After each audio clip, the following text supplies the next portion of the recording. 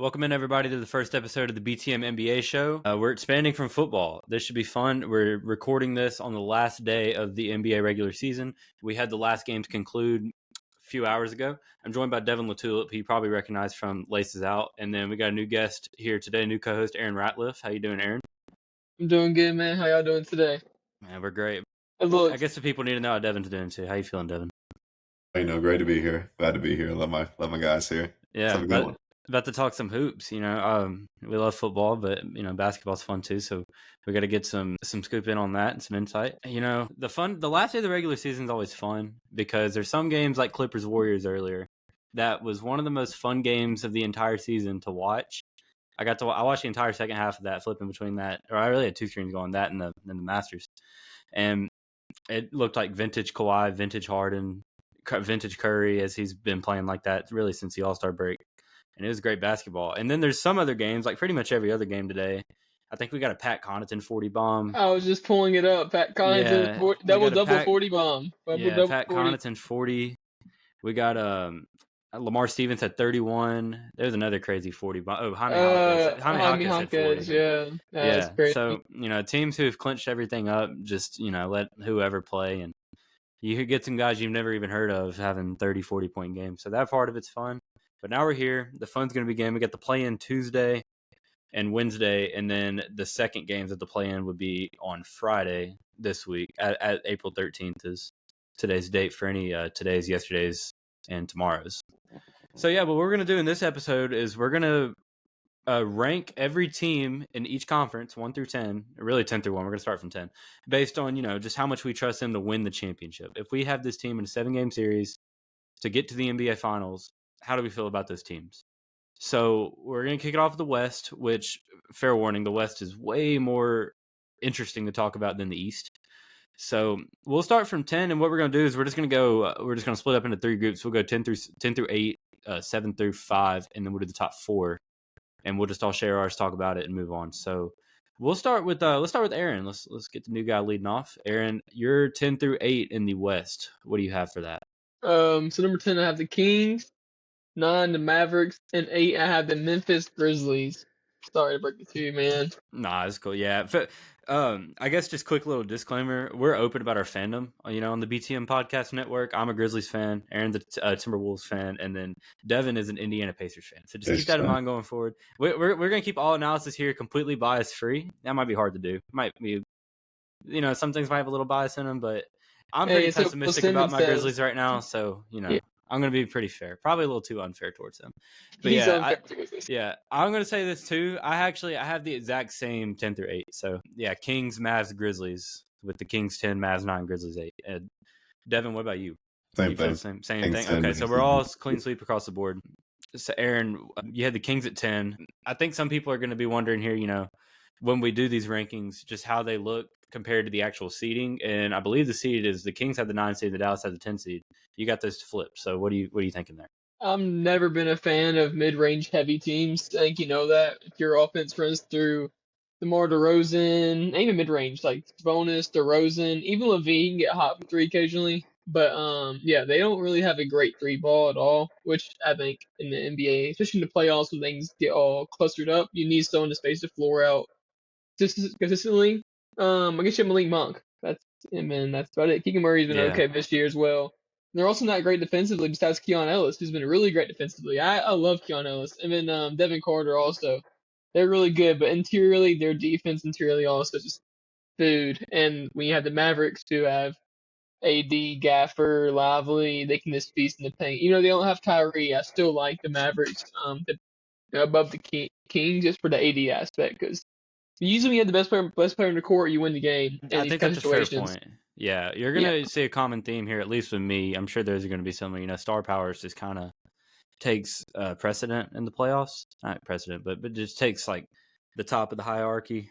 And I completely agree too about the Kings. It's just a weirdly constructed roster where you got Sabonis, who Domantas Sabonis is a great player, but we've seen in past playing games, he's just not a great rim protector. And that the thing about the playoffs too in the NBA is much more compared to the regular season. Teams will find little slight weaknesses in your roster, in your lineups, and they will go attack that until you adjust. And it's just everything's more microscopic in the playoffs as far as game plans and matchups go. So I think, yeah, all these deficiencies the Kings have, like you said, the spacing, that's definitely valid. They traded De'Aaron Fox, who didn't necessarily help the spacing before the trade, but he's gone. Yeah, DeRozan's a mid-range king. We saw this DeRozan-Levine duo in Chicago the last few years, and Yeah. I've they're hated the it play-in every Warriors. single time. Yeah, Bro, I mean the East play-in is basically the Chicago Bulls Invitational, and their two centerpieces are now on this team. DeRozan's great, but in this era, he cannot shoot the three ball. You gotta shoot the three ball, or be an elite defender on the other side, which is not. Like if you can shoot the three ball, you gotta be a very elite defender, a very elite rim, a very elite inside the paint. Which he's good, but he's not the elite type, which you need for a playoff performance for sure. Yeah. So this game, the Kings and Mavericks do play each other. And you know, I'm gonna be clear too. I have the Mavericks at 9, but I don't really love the Mavericks. I mean, I don't either. Though they'll lose easily. Yeah, it's just like in this game, they have Anthony Davis and the Kings don't, and don't like forget Gafford. Size. Yeah, and Gafford can guard. Yeah. Gafford's a very elite rim protector. No one talks about as a rim protector. Like he is really good rim protector, which he is Clark's bonus, and then AD help side. Yeah, I got nothing on this one. I mean, I feel like we can kind of we really use our noggins here. Like it's the Kings. Yeah. Let's get to the fun part of it. The Grizzlies. Yeah, I know Landon loves watching his team. He loves watching his team play now. Man. Literally yesterday he said, I gotta look forward to the season ending because I love my team so much. I love watching them play. But we had a discussion earlier, Landon, or about last week about the Grizzlies, about the young and experience of it. And you have your core three with Jaren, Ja, and Bane. Besides that, everyone's super young. I even traded Smart. You have no veterans, I feel like, on y'all's team. And you just got to play better defense. I mean, y'all's offense is straight transition. Half-court offense gets clunky occasionally. Post-trade deadline, we had 4 guys on the roster that I felt comfortable playing in a playoff series, and now Brandon Clark's out for the year, so now we have 3, and that's not great. And I think this was pretty evident even before the season started. I think fans and people who just knew the league knew the Grizzlies were counting on G.G. Jackson and Vince Williams Jr. to be in the top 8 or 9 of their rotation, and that just has not transpired as planned, which honestly is not that surprising. I think, people may have jumped the gun on those two a little bit, G.G. especially, because they played so well last season, but it was in a stress-free environment where the Grizzlies really weren't trying to win the entire calendar year of 2024 at the second half of last year after December when Ja Morant went out with the injury at the end of the year. And they come in this year, they both dealt with injuries, to be very fair. Gigi and Vince missed a lot of time at the start of the year, and their seasons just haven't gone as planned. Now, the rookies, Jalen Wells, Zach Edey, they've been great, but they're rookies. So it's not like Wells is also hurt now for the season. Yeah, and Wells is out for the year, of course. So it's not like you can throw those 2 guys into a playoff series and expect them to play the same way they did in the regular season. So, yeah, and I think since the All-Star break, as far as the playoff teams go, the Grizzlies have had maybe just the worst vibes there's been. They haven't been able to beat any good teams, fired their coach, and things just aren't great. Now, they're going to get a chance to play Golden State in the 8-7 play-in game, and listen, man, it's on the road. It's against Steph Curry and Jimmy Butler and Draymond Green. I don't like the chances there for Memphis. And y'all both had Memphis at the same spot as well, so I'm sure y'all share the similar thoughts to me. I mean, do y'all have anything to add on? I think I could talk about the Grizzlies for hours. I'm really interested to see Zach Edey against the Warriors. Yeah. I'm really interested to see that in the playoff environment. That's going to be a huge test for the rookie. Obviously, I'm not expecting much for him. He played really great recently against smaller teams. This is what you want. You don't want your biggest guy looking small against smaller teams. I was at the Timberwolves Grizzlies game earlier in the week, Thursday. And Edey held his own against Gobert. I mean, Gobert obviously is the veteran. Like, I think he played better than Edey, but as an overall aspect, like, he played pretty great towards the bigs. His previous games, he had, 18 rebounds, 16. It was against smaller teams, which is good to know your guy can look big in small teams. But, yeah. For sure, yeah. It's just the thing when they drafted Edey, we knew he wasn't going to be a guy for every matchup, for every series, for every playoff game. But now they're just kind of forced. Like, he has to play. With no Clark, you don't really want to run Jaren. I mean, I could see us closing with Aldama and Jaren in the front court. But, I mean, he's going to have to play minutes. And Golden State, they're a notorious small ball team. So, yeah, it should be interesting. I don't know. At this point, though, for Memphis, they really got nothing to lose. So, go in, play loose, see what happens. Whatever happens, happens. And that'll be that. So, that is Devin, the best thing. You got anything else on those? For the Grizz. They have nothing to lose. Like, no one expects them to. They're 4-6 in their last 10. I think if anyone's watched the Grizzlies, like, put them on TV and see, like, they're not playing. They're not moving like with a. I don't feel they're moving with a purpose right now. I feel like they're kind of just playing to play. You know? We haven't beaten a team with the pulse in ages. Yeah, they gave that Timberwolves game. I hate this phrase, but like that was like they're like, are we gonna win this game or are we not? And if we did, then I feel like we might be having a different conversation right now. But as we know, they lost that game, and it just kind of felt like it was like the final break of the Grizz back. It feels like I've heard 3 or 4 different times since the All-Star break that the franchise record for points allowed in a quarter has been broken, I think, 3 times in the last 2 months. That was nuts. Yeah, third quarter performance is insane. That DiVincenzo, like 35'3" or however long that 3 was. It was. I saw it go in. I said, it's I think we gave up like 52 or something in that third quarter. Yeah, the Grizz, like I said, they're 12-16 since post All-Star break. And the only good team I remember them beating is the Pistons, and that's the only team I remember. We did beat Detroit. Team. It's been a minute. Yeah, but I think we talked about the bottom 3 enough. I think it's fair to say a 1 through 7 is in a completely different realm than these 3 teams we mentioned. So I'll get it. So we'll go 7 through 5. So these are our next 3. At 7, I have the Houston Rockets. At 6, I have the Golden State Warriors. And then at 5, I have the Minnesota Timberwolves. And this is where it gets real interesting because I think you can make a case to have all those teams. Yeah, it seems that our host, Landon Speck, sounds... Yeah, our host, Landon Speck, is lagging a little bit. So I'll go mine, and then you go yours, Devin, while we're waiting on Landon to get back with us. All right, here. We didn't hear anything you just said. We did not hear anything you just said. Oh, okay. We heard the Rocket. I heard 7. So start your 7. Go ahead.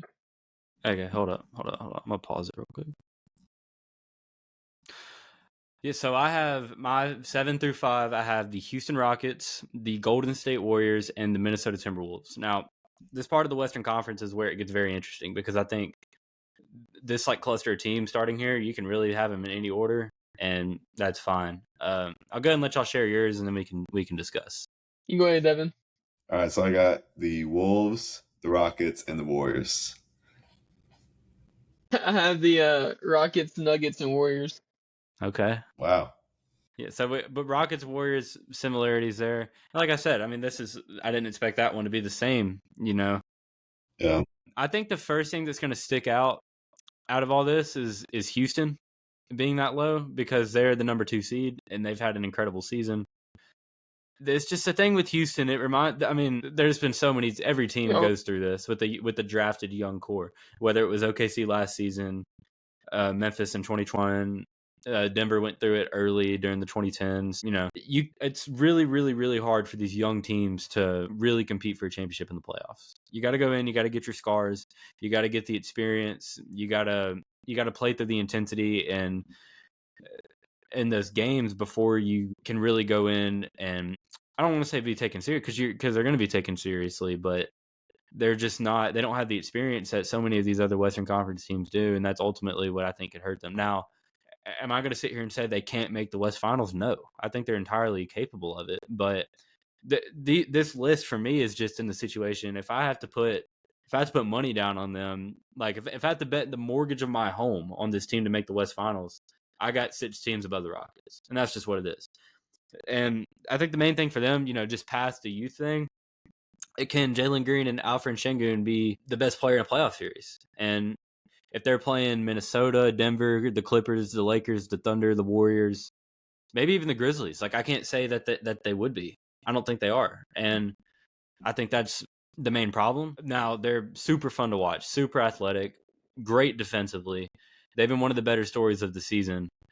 It's just they're going to have to go ahead and get their scars, and they'll definitely be a team that, probably will be at the top of the West for years to come, but they're probably still a few years away when it comes to actually contending for a championship.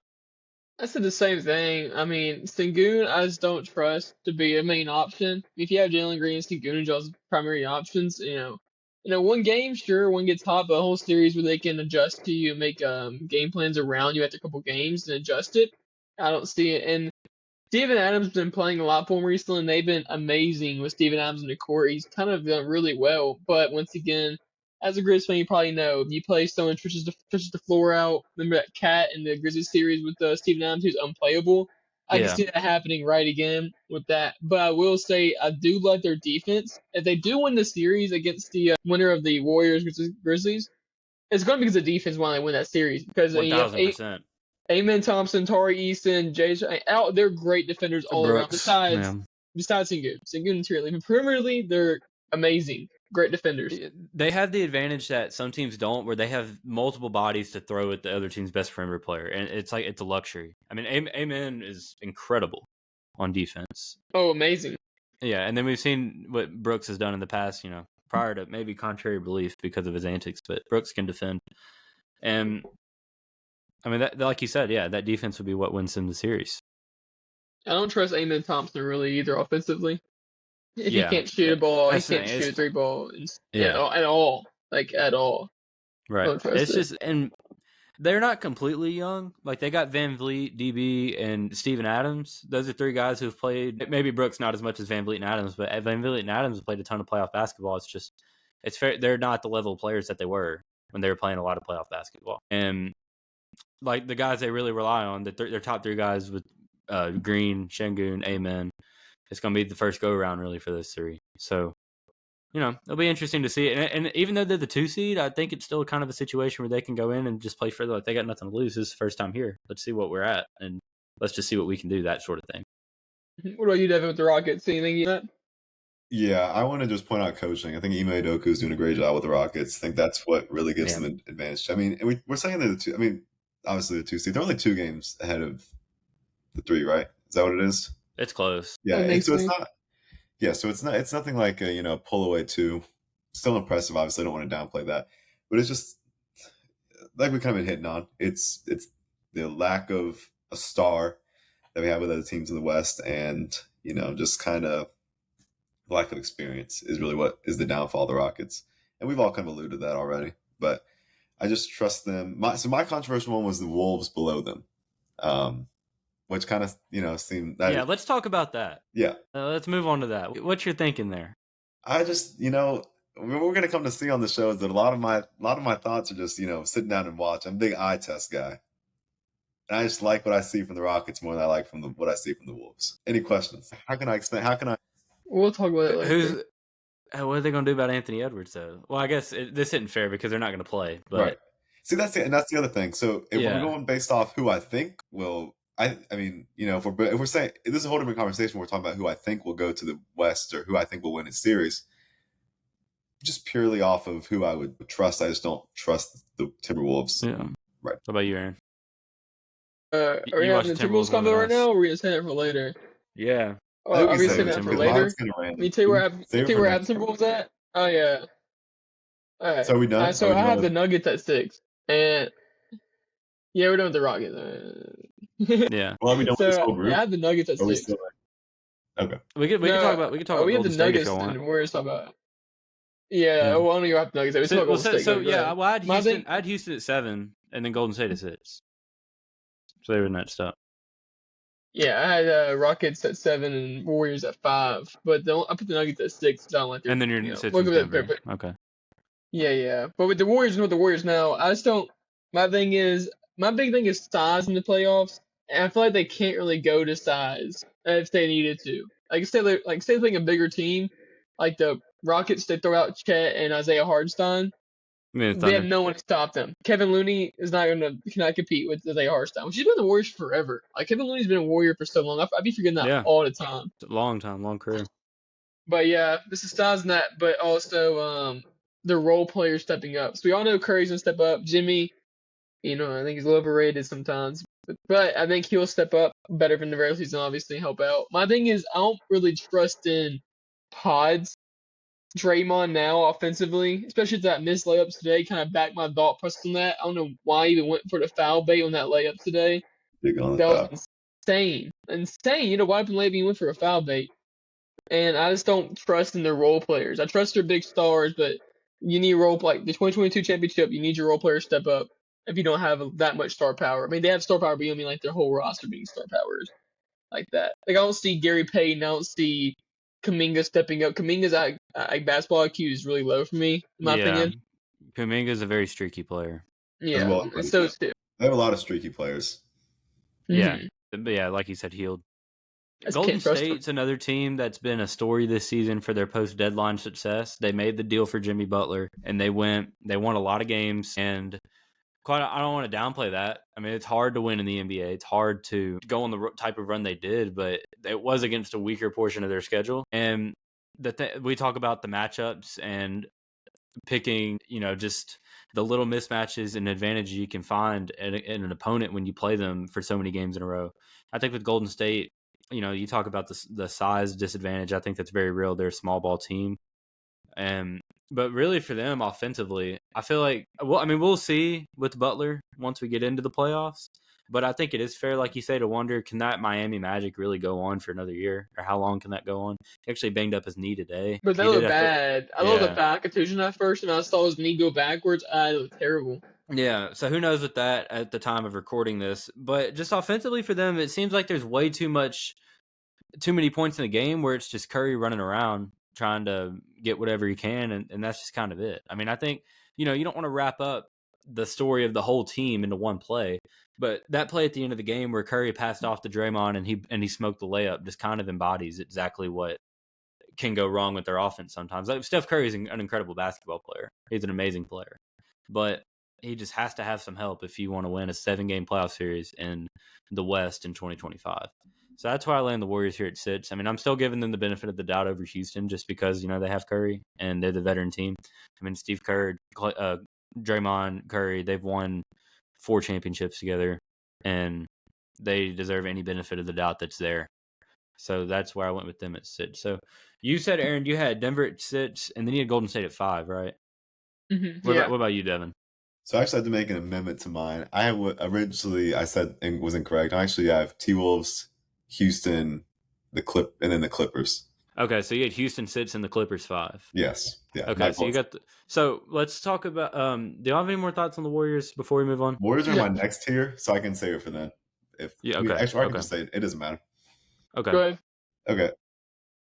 Wait, Denver's I think we can talk about Denver if y'all want. Okay. I don't like their whole roster in general, besides Jamal Murray and Jokic. MPJ had that one 2-week stretch where it was literally like he was amazing, and then ever since then he's been pretty bad. Besides that, I don't trust Jalen Pickett, Russell Westbrook. I don't trust Christian Braun in the playoffs. I trust Jokic. Jokic is not the problem here. Jokic can drop, like I said, like the other night, like with the Timberwolves 2 weeks ago.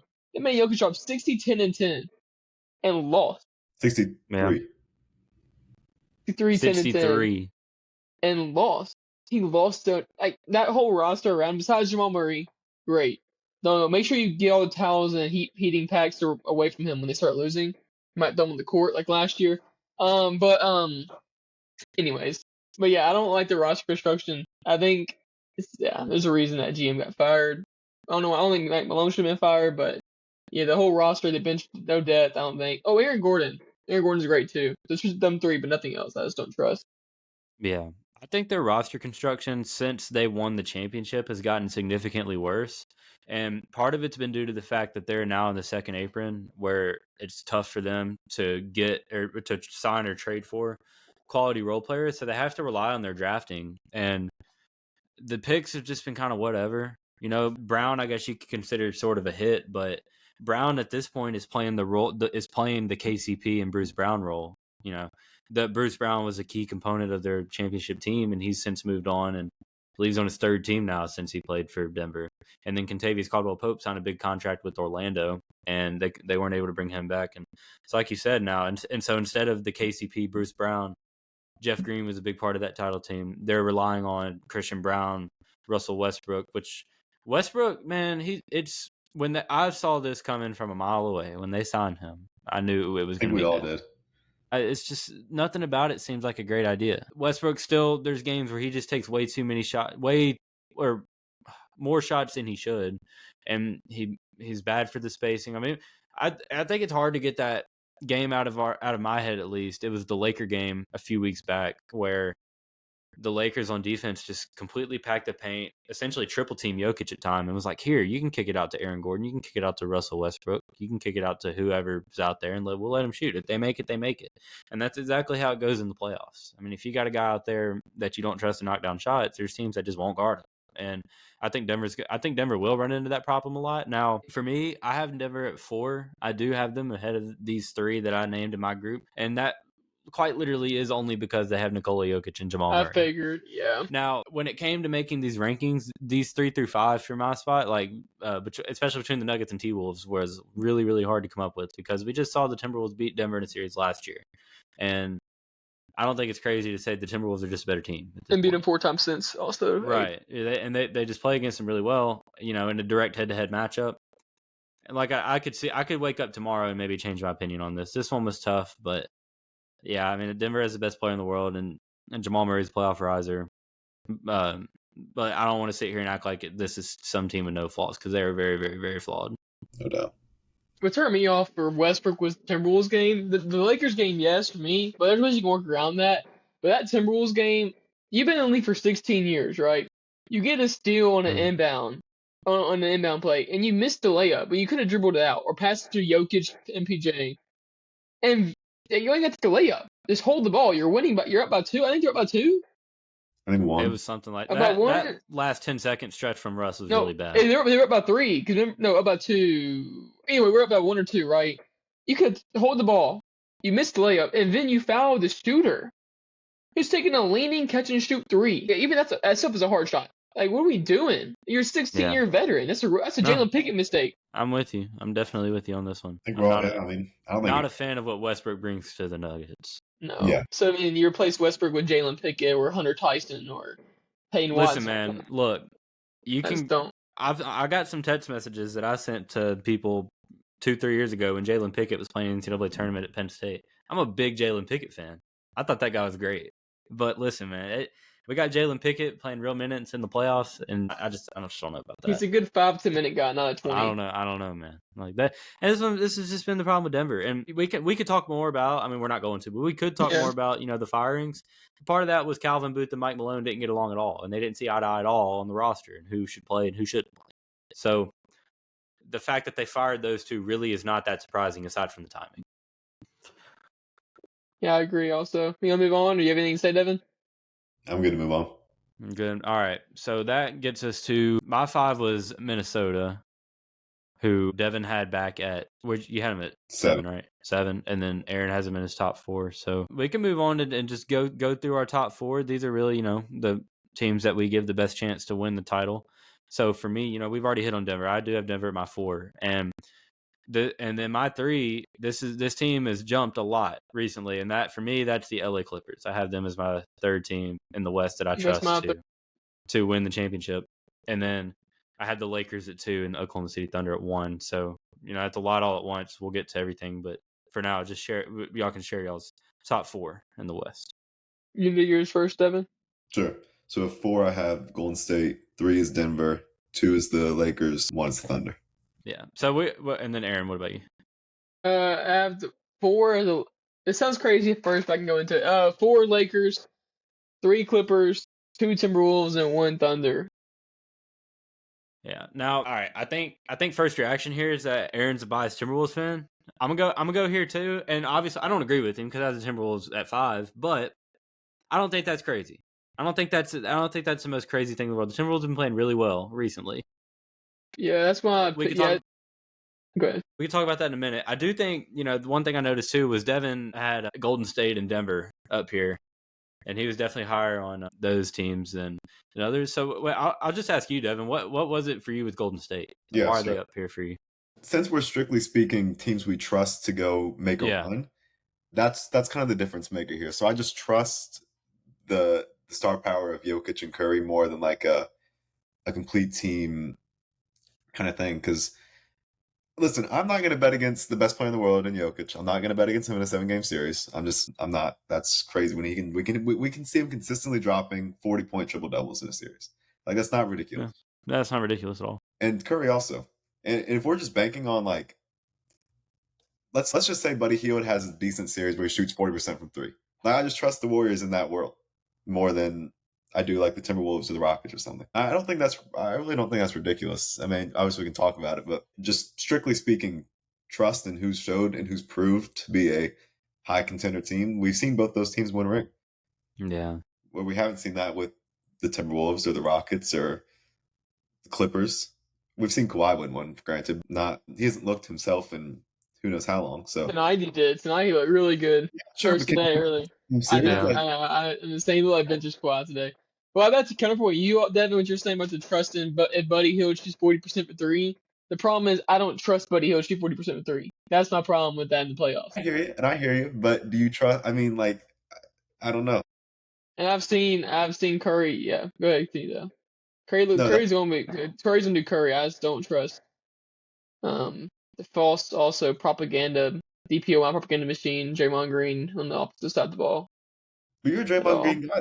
That's the thing. Like, you can't say that just because he has this good propaganda machine right now in one DPOI, he's still like a decent defensive player. Like, we're not gonna act like he's a bad defender. Only thing I'm gonna say is this: when Rudy Gobert won DPOI because we used advanced stats, it was hated on and frowned upon. But when we're using D LeBron and D this and all these advanced stats from Draymond Green went DPOI, he's gonna go up in the standings apparently. That's all I'm gonna say on it. I think Draymond Green's everyone in general. We're not having this conversation right now because anyways. Not true. I'm just saying. I think Draymond Green's a great defender. It's the offensive side of the ball I'm worried about. Yeah, y'all are all gonna come to find out. We all absolutely love Draymond, bro. We're the biggest Draymond fans. I like in the Draymond world. as a defensive player. I just don't like him as an offensive player. Yeah, Mr. Illegal Screen Setter.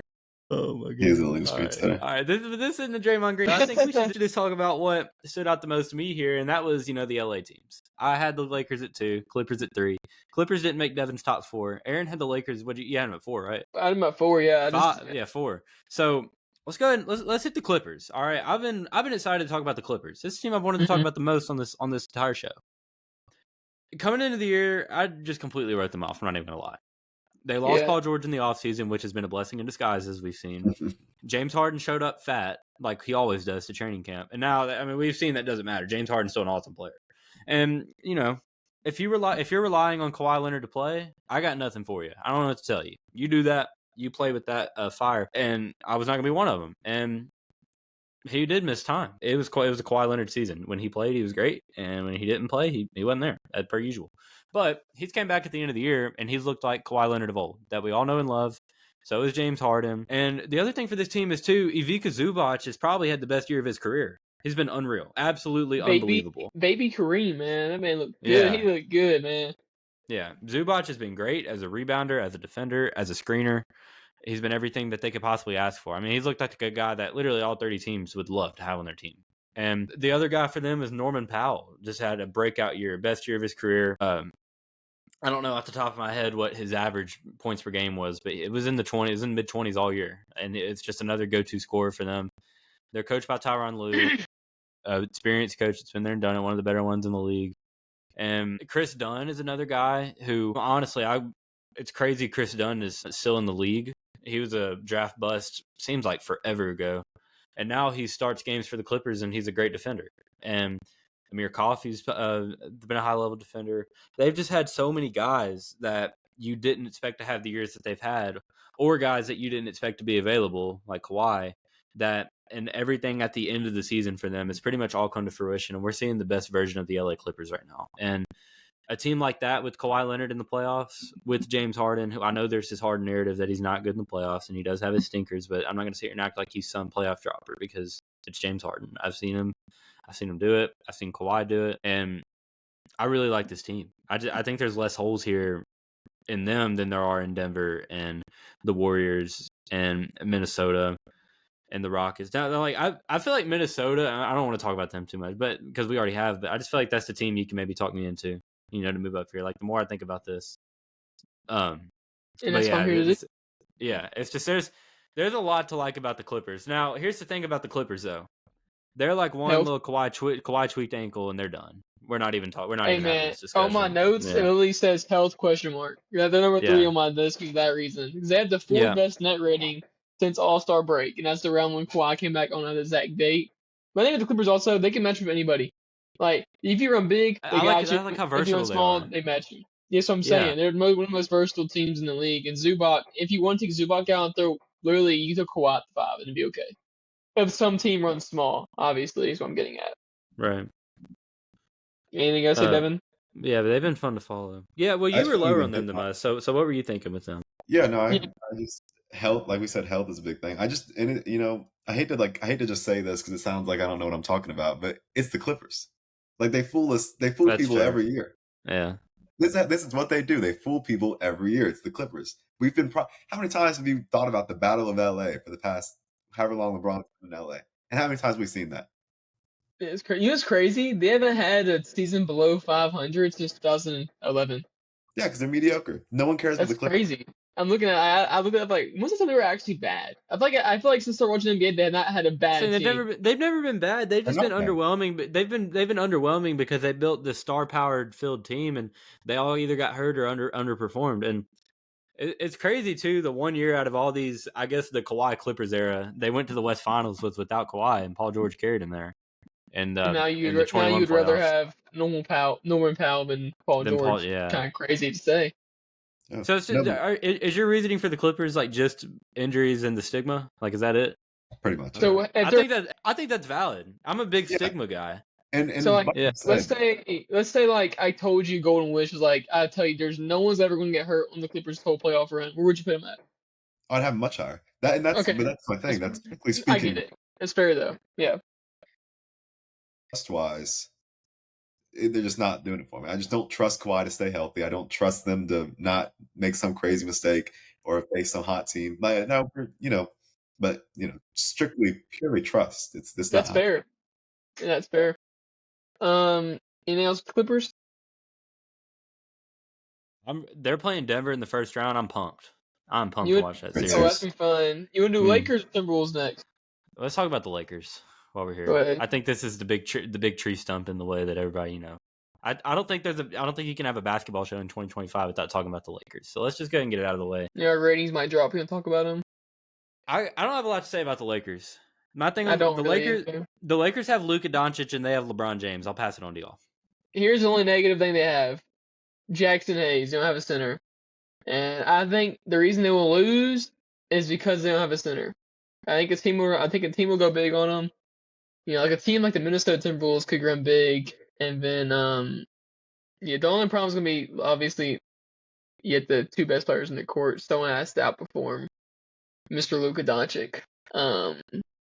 But I think the game plan there would probably be do what the Celtics did last year, which is target Luka every defensive possession. I was gonna say have the best defense in the league and just have also an MVP. No, I'm talking about last year.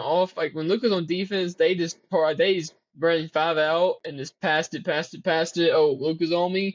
But to be fair on Luka, he's better defender this year, but he also was hurt last finals also. I feel like anyone in the playoffs, when you get around the conference finals or finals, everyone has some type of injury.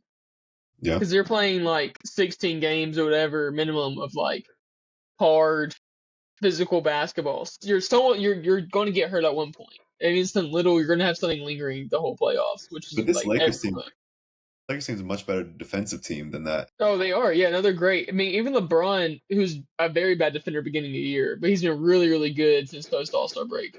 I think having Luka, and they made the DFS trade. The DFS trade helped them a lot too. Dorian Finney-Smith. They looked a lot better. And Austin Reeves is a third option. We didn't even talk about Austin Reeves. And I think all the concerns with size are valid. They don't have a 5.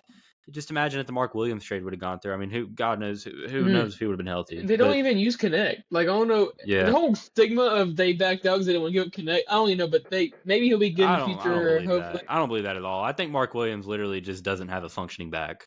I think that's all that was. Yeah, and then he played against them on purpose just to prove something. Yeah. If they had a Mark Williams, they'd be number 2 on me. Yeah. Well, here's the thing about the Lakers. Guess what? They play Minnesota in the first round, so we're gonna get this size test put to right away because the Timberwolves they can throw good. They got Rudy, they got Naz Reid, they got Jaden McDaniels. Hold that to the Timberwolves conversation. I know. I'm just saying, but the Wolves are going to be this big team that has length everywhere, height everywhere, like they were last season that we saw. So I think we're going to see that right away. That's just when we're talking about teams here that I think and trust to win the championship. I'm gonna take the team with LeBron and Luka and Austin Reeves and all the fellas over 8 other teams. No, but I will say, I mean, when you have Luka Doncic and LeBron James, I love your chances. The only reason they're at 4 is because I like the Clippers' versatility better than the Lakers. But I mean, it'll either one. I might switch them honestly because it's a health issue. But if we're going off of if everyone is going to be healthy no matter what, I will go to Clippers over Lakers just for the versatility. Yeah, you can throw Kawhi I don't think on I disagree Luka. with that. If you tell me Kawhi's guaranteed to play But the whole like, playoffs, I think I like the Clippers too. But yeah, you're telling me Zubac's posting up Jackson at either possession or like James Harden. You get what I'm saying though. Yeah. But yeah, I might switch to Lakers and Clippers now depending on health. But if you promise me they're all healthy, Clippers over Lakers for sure. All right, so with that, we can talk about Aaron's favorite team, the Minnesota Timberwolves, who he has at number 2, and me and Devin are long gone on ranking the Timberwolves. So this has to be the biggest discrepancy in our rankings of teams that we trust to win the NBA championship. So I'll let the main man himself take the stage. Aaron, what you got on your Timberwolves? Thank you. It's all close though. Like honestly, Minnesota could easily be 4th and spot the Lakers out or anything like that. This is all close. I just found little things that can be game planned around, such as size, versatility, even better depth. I think the Timberwolves have way better depth than most teams on here, if any. Besides the Thunder. Thunder, that's not competition. But anyways, besides the Thunder, I think in the West, the Timberwolves have the best depth. That's a contending team. And you can throw size out. So like, let's hypothetically say you go Bear gets in foul trouble, you throw out Najee, you throw out Julius Randle. If the Lakers go small, you can even keep Rudy Gobert in a small lineup. That's a big stigma around him, but that was proven wrong last year. Common misconception, for sure. Yeah, he's actually a really good isolation defender for a center.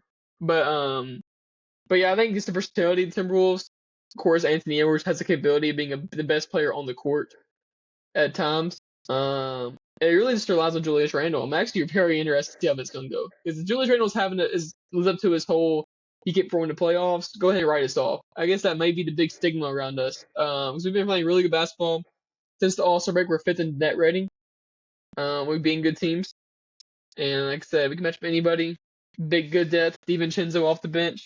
Nikhil Alexander-Walker. We can throw Jalen Clark on Luka too. Say Luka's cooking up Jaden and all. We can throw Jalen Clark as a very physical guard who's actually a decent offensive player. We can't game plan around or just leave him open, whatever.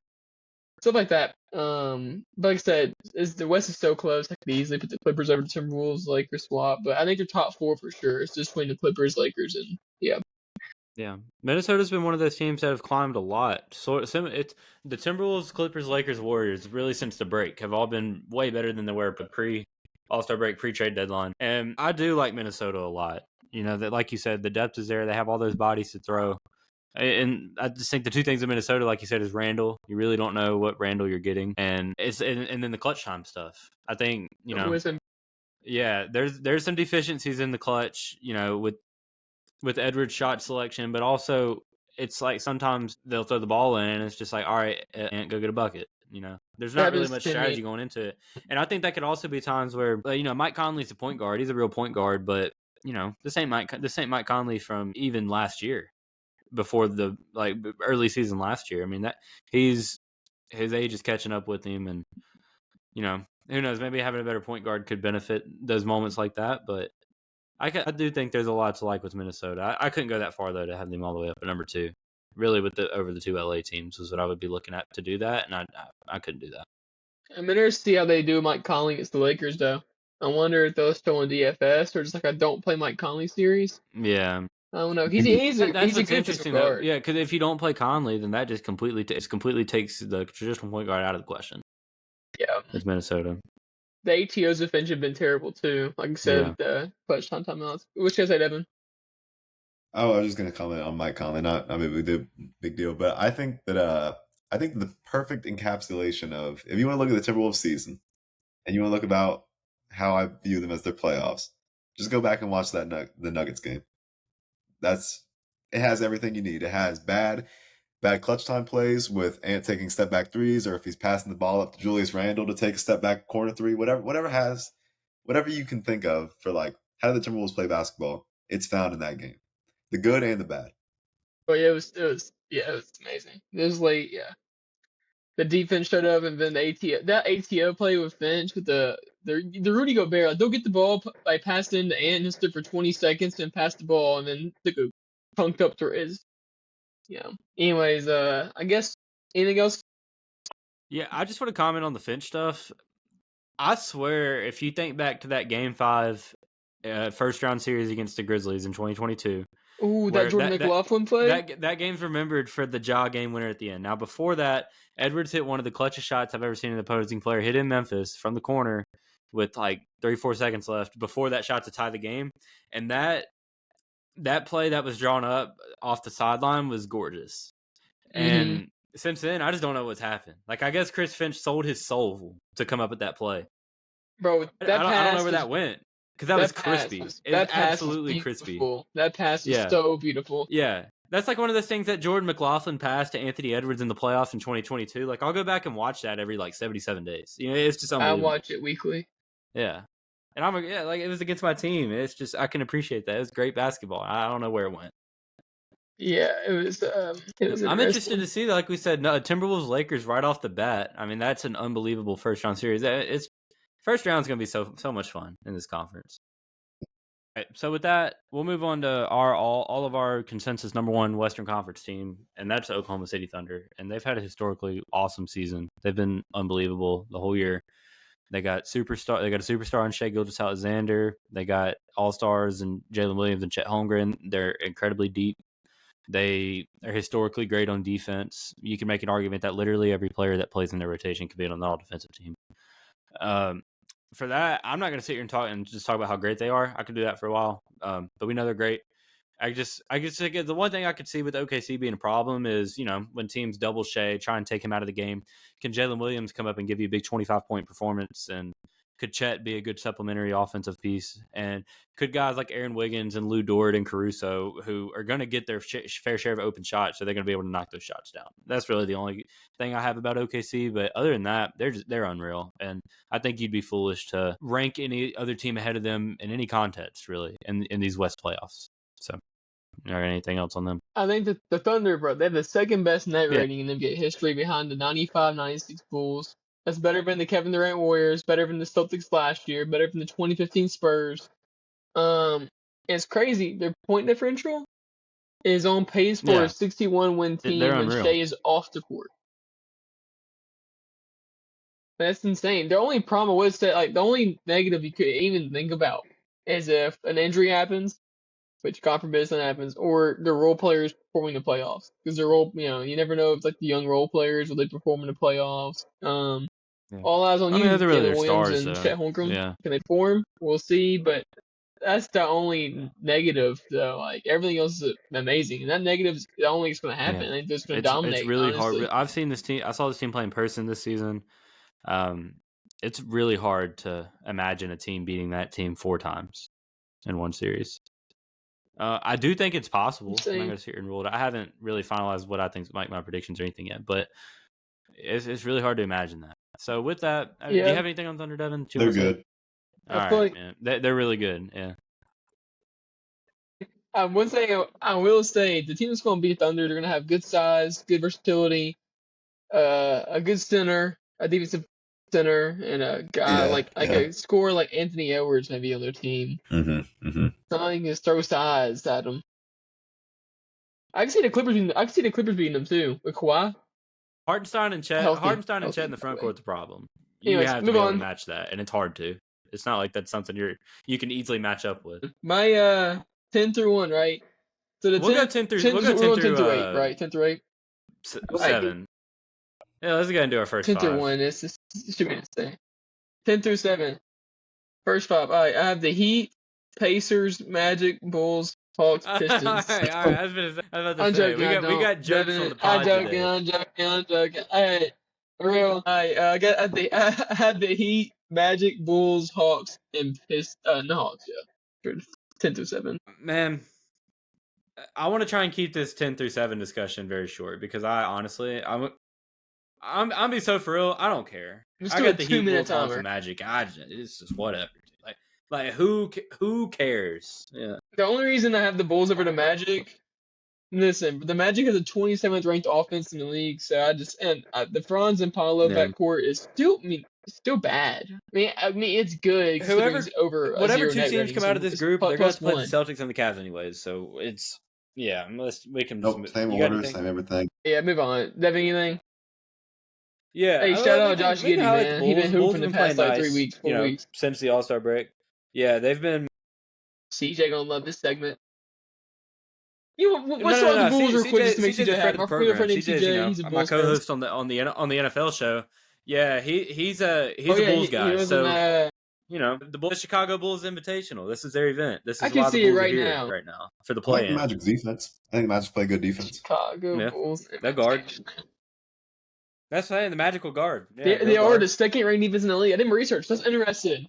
No, whoever but can they guard? Vucevic, Josh Giddey, Patrick Williams. No, they're playing that. They're playing the Hawks. Wait, they're playing the Heat. Wait, it's the Magic and Heat. Oh, God, sorry, the East. I don't pitch to unless they're top 5 seeds, guys. Exposing myself. Call me Bill Simmons. Only watch the Celtics and watch the West. Really anyways, we're on the 6. Anything I gotta say? Anything? I think we're on the thing 10-7. Alright. Looking back on my list, I might flip some around. I had the Pistons and Knicks 6 and 5. That's group 6 through 3 because I think low. we all have the same top 2. But let's just. Well, we might not. We do. We might not. Yeah. We get. Oh yeah, I think I have someone. Alright. He has the Pistons at 1. The Pacers at 1. Anyways, go. I have 6. I originally had 6 Pistons and 5 Knicks, but I'm so low on the Knicks. I'm like, you trust, but Knicks. If you're so low on the like Knicks. a team to go on a run, you really think that you trust the Pistons more than the Knicks to do that? No, I think the Pistons could beat the Knicks and get swept next round. I just don't trust the Knicks. Like, I don't trust their defense. I don't trust their interior defense. Their perimeters with Mikal and OG is good, and Josh Hart, obviously, but the interior is terrible.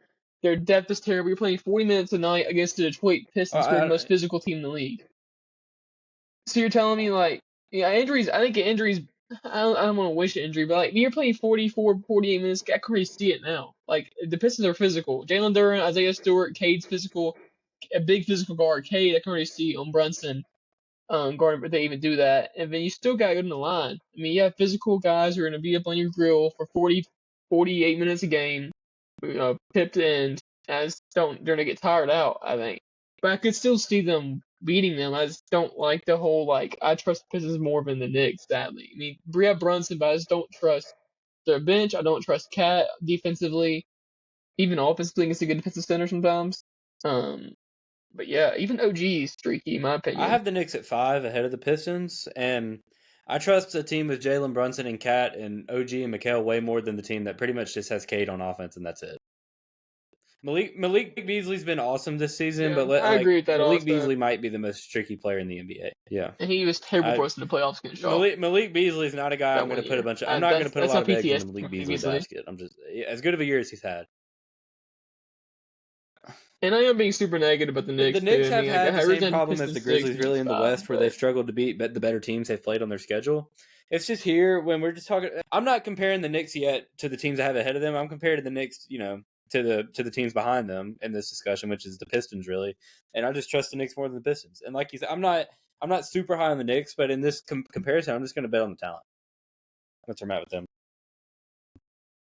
I can see that also. Like I said, I originally had Pistons at 6, but I'm just overthinking it at this point. But the Pistons are really the only playoff team in the East series, that's not experienced. They're kind of like the Rockets of the East. Not as good as the Rockets at all, really. But we didn't mention Asar Thompson for them either. Asar Thompson's great. I mean, both Thompson twins are awesome, but it's just this a team that made leaps and bounds. They were not supposed to be here. Yeah, the Pistons were not supposed to be in the top 6, and Cade finally made the huge leap we've been expecting. They've had an unreal season. They've been possibly the story of the league, really. I mean, they won 14, 15 games or something last year. Now they're a playoff team, and it's just shout out to them. They're making an upward trajectory. It's just they're probably still a year or two away from being able to win a series, and that's why I have the Knicks ahead of them. I do have the Pistons at 6.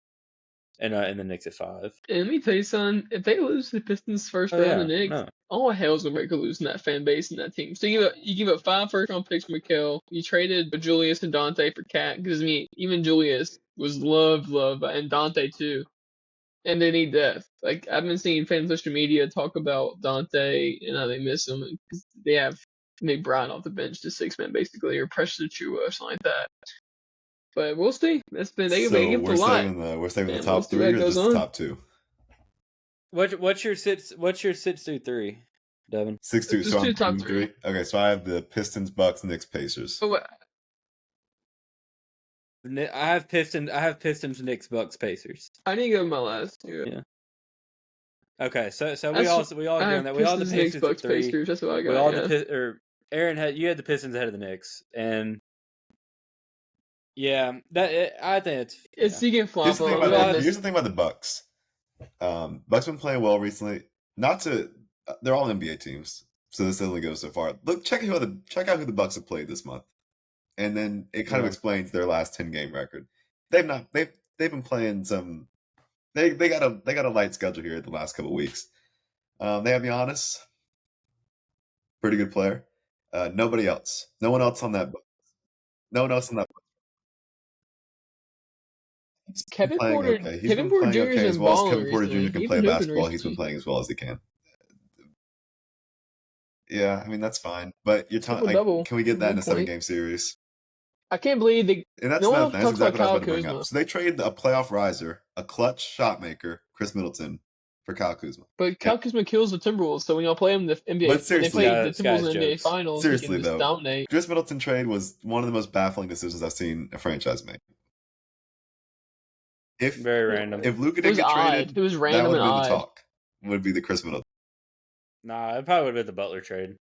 I don't know. Yeah, the Butler trade was not. I mean, just in terms, strictly speaking of baffling decisions, not in terms of car. I think it's fair. Yeah. And they don't really. Without Lillard, they're only good shooters. I won't say that. I feel like they have a lot of good shooters. And looking at their roster. You can't. AJ Green, but he can't play defense. That's his problem. Yeah, Torian Prince been decent. Anyways, let's move on. Let's talk Pacers. Bucks. Pacers. Yeah, they had a lot of improvements since last year. I think so. Defensively is a big thing. Defensively, they've been really good this year. It's been a big upgrade, which was their problem last year. I think that probably when Ant blocked them on that fast break last year sparked motivation. So you're talking about a team that has experience. They're the Eastern Conference Finals appearance last year. They really, you can do ifs, ands, and buts all day. They really should have won at least 2 games in that series against the Celtics. It was the toughest Celtics series they played all playoffs. We have one of the clutchest players in the league, Tyrese Haliburton. One of the best guards in the league, Tyrese Haliburton. I don't even care. I'll argue night and day. Check out the clutch stats. Look at that guy's. He's a fourth quarter riser. He's a playoff riser. And Pascal Siakam, which is one of the best second options in the league. You have the depth surprisingly has been a problem for the Pacers recently, which is actually one of their strengths last year. So that is a little concerning. We'll see how TJ McConnell plays in the playoffs because he's been weird recently. But you have shooters. Jarris Walker's been playing unbelievable recently. Hopefully Ben Shepherd's been playing great defense. He has bad press these days. He's been playing great defense. He's having a bit of a streaky shooting performance recently, though. He's not been shooting the ball the best. But,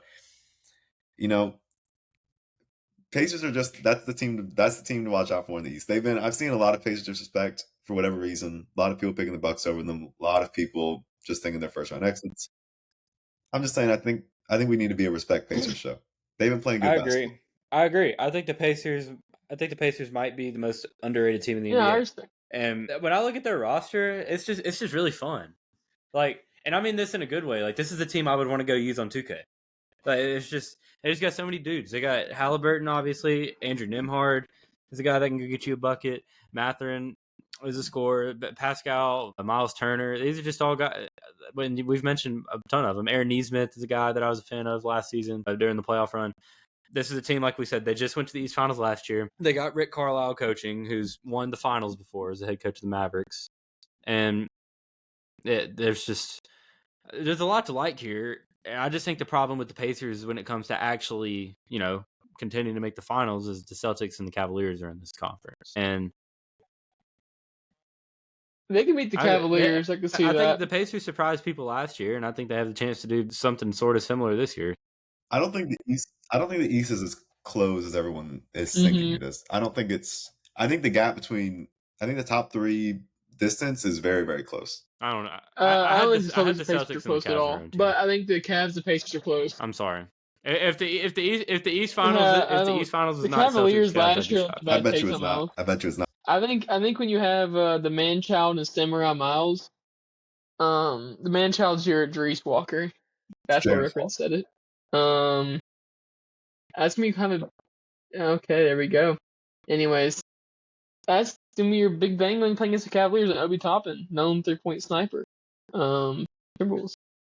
But yeah, no, I think they can beat the Cavaliers seriously if they were to beat a contender. But the Celtics have their own tier, in my opinion.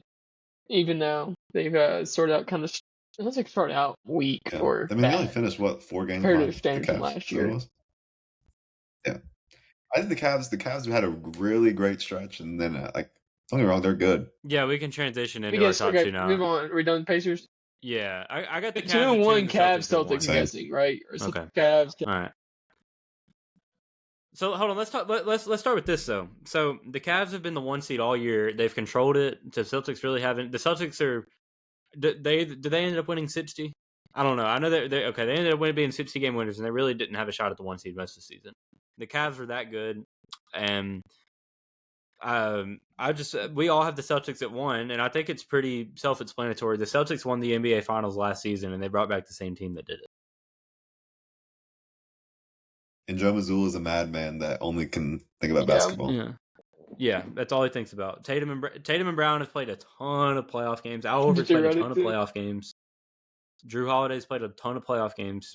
Like it's they're seasoned, they're experienced team of veterans, and there's no reason not to take them seriously as really the team to beat in the East. Obviously, Cleveland had the better season, but until we see them do it, I'm just going to give Boston the benefit of the doubt. And it's crazy thinking about Tatum's 27, but counting last year toward this year's playoff, he's 26. He has played in 113 playoff games. I mean, they went to the East Finals his rookie year. You know how crazy that is? Yeah. Bro, Celtics have done such a great job building around him and making I love teams do this. If you have a star like that, you want them to have experience early in winning games, or even Game 7 against LeBron, the Cavs. But we got some time here too, so we can go a little deeper on the Celtics team, which their duo of Tatum and Brown have been the cornerstones of their franchise. And I remember not too long ago, just a few years ago, where people were wanting to break them up and saying that they couldn't coexist, and that there were rumors they didn't get along, which probably were never true. And I think this is a common example of when you go this route where you draft and develop your stars. Fans don't understand, I guess, how long it takes. The Celtics won their first title with Tatum and Brown last season, and like we said, Tatum and Brown. You said 113 playoff games. Tatum had to play 100 playoff games before he got to the mountaintop. Tatum was 113. And I think that's just before you get to that. Like 26 still is really young to win. It's really not really till you get to 27, 28 when those superstars really win their first ring or get to the finals or whatever that is. It takes time. It took a long time for the Celtics. And I think all these teams coming up, like the Rockets, even the Timberwolves, you can just single out Anthony Edwards. What, 23? Isn't that 23 years old? There's all these young players that we're labeling superstars, top 10 players, whatever that is right now, that are still 5+ years away from even getting to the finals. And I just think that's something that needs to be kept in mind. And it's very, like you said, I think it's really cool to see that the Celtics stayed patient here, and it paid off. They got the ring last year, and they're the favorite to win the Eastern Conference. It's crazy about Tatum's had Kyrie. He's a teammate. Remember when Kyrie was a Celtic? Tatum played with Isaiah Thomas. It's crazy how long Tatum's been around. Yeah. Think about it. That's insane. Yeah. But my thing is also, my biggest worry with Jaylen Brown is Jaylen Brown in general this year. This year, for instance, his 3-point percentage is the lowest of his career. He has had the lowest points per game of his career since 2019. And his 2-point field goal percentage in general is the lowest it's been most of his career. His scoring has been so, I don't want to say bad, because I don't want to say 22 a game is bad. But if someone makes his amount of contract money and someone who's a big vital part of their offense, this is kind of worrisome occasionally of his volume and percentage. But once again, he performed last year in the finals and finals MVP, so who am I to say he won't rise and be better in the playoffs? And that's the thing. Yep, I'm just a little worried this year he's as worse he's been his whole career, basically. Let's talk about Cleveland, though. Scoring-wise. Devin? They'll hit you with the Cavalanche. That's been one of the fun words of the season this year. Love a good Cavalanche. Pacers escaped the Cavalanche today. 27-point comeback win. No big deal. Rewind to the beginning of the episode when I named some of the names who were playing this today, the last day of the season. All right, next segment. Anyways, yeah, Cleveland's been the best regular season team in the East, and the way their roster is built, I think, was getting scrutinized too, even as soon as this past offseason. They have a front court of Jared Allen and Evan Mobley, and people were thinking, okay, well, that can't work. They need to break that up. When they first traded for Donovan Mitchell, people didn't even think that he was going to be in Cleveland at this time, and he is. He ended up signing the extension. And Kenny Atkinson's come in as their head coach. He's changed everything. Mm-hmm. They look like a team that really loves playing with each other. Ty Jerome off the bench has been an absolute revelation. He's probably not going to win Sixth Man of the Year, but he has a case for it. He's been unreal. And Evan Mobley's leap has honestly been really fun to watch, because thinking back to when he got drafted, him at USC, the player he was, seeing him develop into what he is now has been a really nice thing to watch. And, we're recording this before the awards are announced. He's up there with Draymond as, he could win Defensive Player of the Year. We'll see how that ends up. But yeah, I think Does he remind you of Jaren Jackson? Similar archetypes. I see both of those guys. Obviously, when you're thinking of a power forward in 2025, I mean, Giannis is like, what you would want, but Giannis is one of one. You can't just grow Giannis's on trees. So when I think of the modern power forward, though, I think of Mobley and Jaren, these elite help side defenders that you don't really necessarily want them to anchor your defense in the paint and be like a drop coverage guy, because they're better than that. They're more versatile. They're quick enough to guard on the perimeter. They're great at roaming off the ball when their man's on the weak side of the floor. I'm coming across blocking shots. But yeah, I do see the similarities there. But Mobley being that type of guy while also being a reliable option on offense and being able to expand his jump shot out to the 3-point line a little bit this year, it's been a game changer for them. But let's get into this though. So y'all both seem to think that the Pacers and the Cavs are closer than I think the two teams are. So what do y'all think that? What's the deal there? I think the Pacers are just really good. I like you alluded to earlier. They're just very underrated. Like, they've been here before. They know how to win the playoffs. They have a championship winning head coach. They just have everything you want. They have 3-point shooting ability. They have a center that can play defense and stretch the floor. You have two guys that can get you a bucket anytime they want. I mean, they have everything you want. Like, their biggest, like, they don't turn the ball over. The Pacers don't turn the ball over. Tyrese Halliburton does not turn the ball over. He'll maybe get you 2 turnovers a game. Maybe that's a bad game. They just are set up for. They're not like last year. They're not overly reliant on the pace anymore. They have half court sets they go to. They can defend well. They're defending better this year. They can get clutch stops. I just think they have a lot more than what people are giving them credit for. And the Cavs, don't get me wrong. I do agree with that. They're an unbelievable team. We've been saying that all year. You can't deny the Cavs. Donovan Mitchell's always been one of those guys. Playoff. He's gonna give you a solid series in the playoffs. Like, he's not gonna disappear in big moments. He's there. He's never been able to break that ceiling and kind of get to the next level, but he'll give you a great playoff run. So I don't consider the Cavs serious contenders, but they're there to play. Like, they're gonna give whoever they play, they're gonna give them a great series. So I don't really trust in Darius Garland or Jared Allen. I trust Landon Mitchell. He's improved it. I'm a big Mitchell guy. I think Mobley would be perfectly fine. But like Jared Allen said last year, the lights are too bright for me. I'm not a big fan of someone saying that. I mean, I'm not gonna lie.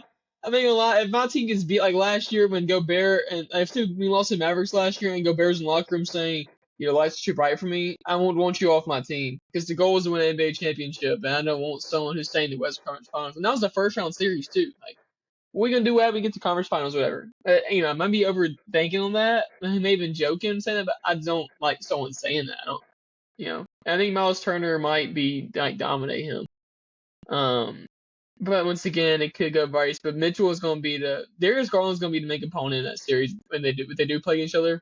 So if y'all win your series, Devin, y'all play the Celtics. Be the winner of the. Wait, no, y'all are the 4-5, right? We play. Yeah, because the Knicks are the 3 seed. Yeah. Y'all would play the Cavs. Yeah, Cavs are 1 seed. So y'all play Yeah, that's what I'm saying. Yeah, so I don't. Garland's gonna be the biggest. Ethan Nimhard, who's one of the best maker in that series, which he has not proven to be great. That too, and he can throw him on Mitchell. But anyways, I think that's the big reason he's why. One of the best second options in the league. I feel like Siakam no one talks about. Yeah, people don't talk about Siakam. I wouldn't go that far as at best. Maybe like top 5, but Yeah, one of the best. There we go. Yeah, for sure. But I feel like no one talks about him at all. Like no one. I haven't heard Siakam's name get called out unless was he an All-Star team this year? I think that was last year. I don't think I don't know. So last year. Yeah, he wasn't this year. He should have been one this year. But anyways, he'll give you 20 every night. An efficient he's really good. Anyone that drops 21 points a night he's been shooting and they're silent about recently. it, that's good. I'm saying like it's also good. Biggest stretch floor. But yeah, anyways, that's all I got in that. It's all in the Garland and Allen, of course. As every team, it depends on their role players. You know. But then, like last year, the Rockets, not the Rockets, the Thunder and Mavericks. If PJ Washington's going to drop 25 plus a game, you got it. Like, you know what I mean? You got it. I could easily see Ty Jerome dropping 20 plus a game in the Pacers series. Yeah. Just being this Ty Jerome. I think Cleveland at one point was, before they got Mitchell, was this young team that was ascending. And last season they went on the run where Mobley was great, and they got 2 games off the Celtics. So I just think this is the perfect chance for them to build off that. And I think when you are talking about a team going to the finals, winning the finals, getting to that level of the playoffs, I think it's imperative that you have a guy that plays like one of the 5-6 best players in the league. And I think Donovan. I think if you're ranking NBA players, you wouldn't have Donovan Mitchell up there, but I think he's capable of playing like that. But that's what that's what they're going to. That's just crazy. Need. He's also. And I think you do bring up a good point with Garland, because we've talked about multiple times with multiple teams about inexperience being a factor in the playoffs, and now that can be the downfall of a team. And Darius Garland is a very valid candidate for that to be the case. He was in the 2019 draft class. He was a one-and-done freshman. He's still very young. Not as much playoff experience as a guy like Mitchell, who he shares backcourt with. So, yeah, I think his performance is going to have a lot to say about how far the Cavs go. I definitely agree with that. Yeah, and I don't trust Garland that much. Mm-hmm. I mean, and keep in mind, I have him at 2. I have him above the Pacers. Strictly speaking, based on what we see in the regular season. I don't trust Garland that much in the playoffs. I think the jury's out. Yeah, I don't know. There's not anything that for me to believe in him or not believe in him. So I'm just going to wait and see. I'm looking forward to it. I agree. Well, I mean, unless y'all have any other thoughts, I think that's going to wrap it up for our ranking. We can just run through a recap, just very quickly, each person. I'll go ahead. So keep in mind too, these rankings were based on who we would trust to win the finals, who we believe in more to win the finals. So in the West, I had, we'll start from 10. I had Dallas at 10, the Kings at 9, Grizzlies 8, Houston 7, Golden State 6, Minnesota 5, Denver 4, Clippers 3, Lakers 2, Thunder 1. And then my East was, I had the Heat at 10, the Bulls 9, Atlanta 8, Orlando 7, Detroit 6, Milwaukee. I had Milwaukee 4, Knicks 5. Sorry, I got that backwards. I had the Knicks 5, Milwaukee 4, Pacers 3, Cavs 2, Celtics 1. And I didn't say much about this. I don't feel great about the Bucks over the Knicks, because I do think the Knicks just have a better roster, but it's just the fact that the Bucks have Giannis. They're kind of similar to Denver. They have a lot of holes, and their roster isn't great, but they have that elite level player. Mm-hmm. Yeah, I'll go ahead. So starting in the West, 10 I have the Kings, 9 Mavs, 8 Grizz, 7 Timberwolves, 6 Houston, 5 Clippers, 4 Golden State, 3 Denver, 2 Lakers, 1 OKC. And going to the East at 10, I have the Heat, 9 I have the Bulls, 8 of the Magic, 7 Hawks, 6 Pistons, 5 Bucks, 4 Knicks, 3 Pacers, 2 Cavs, 4 Celtics. For me, I have the 10 Kings, 9 Mavericks, 8 Grizz, 7 Rockets, 6 Nuggets, 5 Warriors, 4 Lakers, 3 Clippers, 2 Timberwolves, 1 Thunder. And for the East, I have Heat, Magic, Bulls, Hawks, Pistons, Knicks, taking me flip-flop to the needed, Bucks, Pacers, Cavs, Celtics. Yeah. So, looking forward to the playoffs. I just seen that Jubilee posted a video of Skip Bayless arguing 1v25. So I'm going to go watch that. We all love Skip Bayless on you. Yeah.